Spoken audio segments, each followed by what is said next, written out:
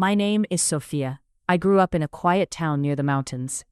My life was simple. I helped my mother at home, loved reading books, and dreamed about having a peaceful family one day. When I turned 23, my parents arranged my marriage with a man named Ethan. I had seen him only twice before our wedding. He seemed polite, calm, and respectful, but I barely knew him. Like many young women, I had many thoughts about marriage. I dreamed of finding someone who would truly care for me. But I was also nervous about my wedding night. My cousins filled my mind with different stories. Some said it was painful.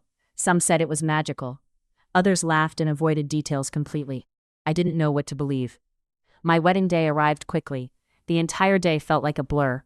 Music, relatives, decorations, endless photos, and emotional goodbyes. When it was time to leave my parents' home, I cried harder than I expected.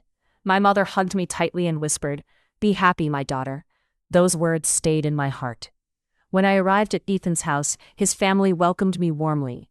Everyone smiled and treated me kindly, but my nervousness kept growing. Later that night, after everyone left, I was guided to our room. The room was softly decorated with candles and white flowers. Everything looked beautiful, but my heart was racing. I sat quietly on the edge of the bed, staring at my hands.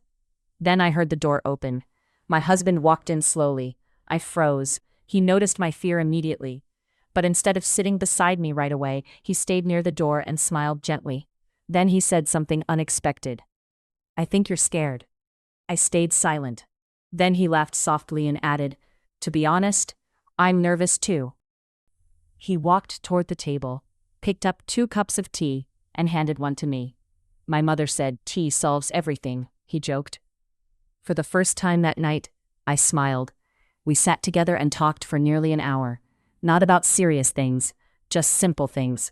His favorite childhood memory, his first failed driving lesson, how he accidentally called his schoolteacher mom once.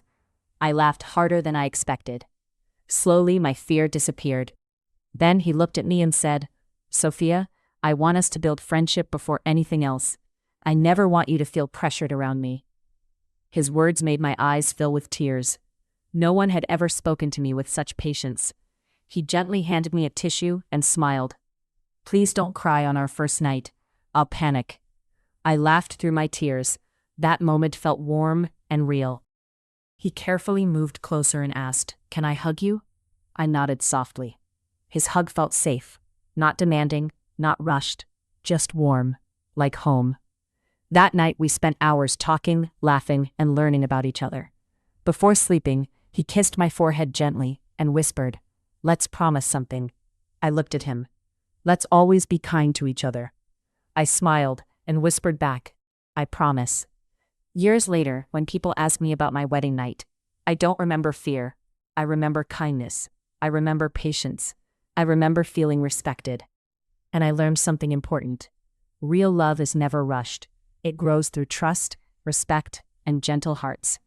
And that's how our love story truly began.